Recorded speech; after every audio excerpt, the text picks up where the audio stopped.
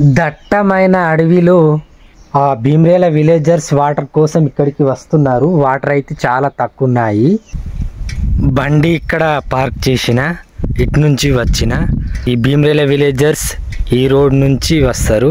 So ఇట్లా వెళ్తారు ఎడ్ల బండ్లతో.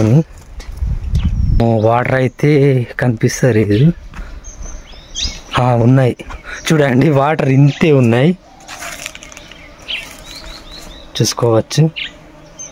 చాలా తక్కువ ఉన్నాయి వాటర్. కానీ ఆ విలేజర్స్ ఇక్కడికి వస్తున్నారు వాటర్ కోసం.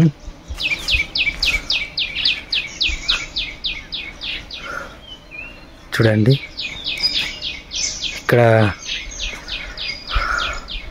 ఎడ్ల బండి పెట్టి వాటర్ నింపుతారు.